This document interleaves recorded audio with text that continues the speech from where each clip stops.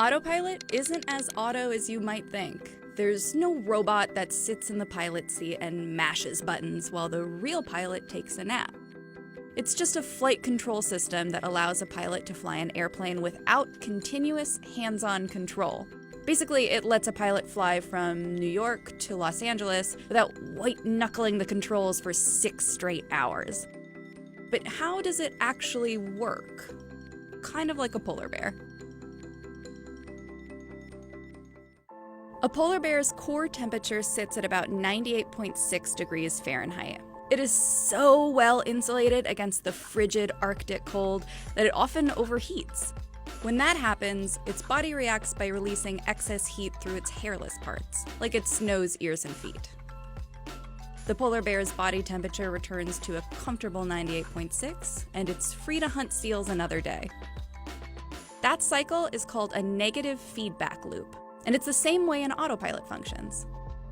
A negative feedback loop is a self-regulating system that reacts to feedback in a way that maintains equilibrium. Generally, it uses a sensor to receive some sort of data or input, and the system uses that data to keep functioning in a preset way. For the polar bear, that preset is body temperature. For an airplane, it's lateral and vertical movement. A modern automatic flight control system, that's Autopilot's full name, is made up of 3 main parts: a flight monitoring computer, several high-speed processors, and a series of sensors placed on different parts of the plane. The sensors collect data from the entire plane and send them to the processors, which in turn tell the computer what's what. AFCSs come in 3 different levels of complexity. There are single, 2, and 3-axis autopilots, based on the number of parts they control. Single axis controls the ailerons, which are these guys. They make the plane do this. Single axis autopilot is also called the wing leveler because it controls the roll of the plane and keeps the wings perpendicular to the ground. 2-axis handles everything the single axis does, along with the elevators, located here. They move the plane like this. And 3-axis juggles those 2 plus the rudder. That one there is in charge of this movement. Then the computer tells the servo mechanism units what to do. Servos are the little instruments that actually move the parts. All of these pieces come together to make sure your plane stays in the air where it belongs. But they don't just work on their own. The success of the autopilot depends on the knowledge of the actual human pilot. Autopilots are dumb and dutiful, meaning this, that if you program them incorrectly, they will kill you. Dumb and dutiful are the 2 Ds of automation, according to Earl Weiner, a former U.S. Air Force pilot and an aviation scholar. He once described autopilot as dumb in the sense that it will readily accept illogical input, dutiful in the sense that the computer will attempt to fly whatever is put in. It's crucial, and I cannot emphasize this enough, that you know how to fly a plane before you use an autopilot. Step 1 is inputting a flight plan, and step 1 is also where things could start going wrong. To get from New York to LA, a pilot needs a route. That route translates to a flight plan, and that flight plan gets punched into the computer and logged into the database.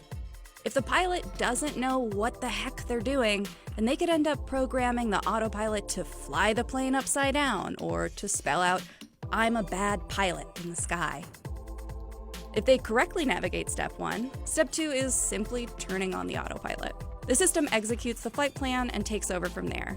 That will stay operational until such time as they tell it or turn it off, but it is capable of flying the aircraft essentially from takeoff all the way to touchdown and including touchdown. But you can't just tap it and nap it. It's the ABCs of autopilots. Always be checking. Because autopilots can and do fail. Sometimes it's user error when entering the flight plan. Sometimes it's a sensor or servo malfunction. Either way, this is when it becomes very important that an inflatable toy isn't flying the plane. Why is it doing that? If it's not doing what I expect it to do, I'm going to disengage the autopilot. I'm going to go back to hand flying the aircraft and say, okay, this is what I want you to do. I'm going to rebuild it again. The good news is autopilot will never take over a plane a la HAL.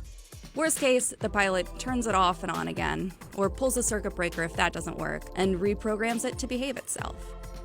Worst case, the pilot just has to fly the plane themselves. So I am a very large proponent of hand flying that airplane to keep your skills high because you know what? You got to go through a check ride at least once a year. A check ride is a practical test regulated by the Federal Aviation Administration that U.S. pilots must pass to get their licenses. And most airlines require yearly check rides to make sure their pilots can actually fly. Because if it's on autopilot all the time, how can you keep your skills sharp?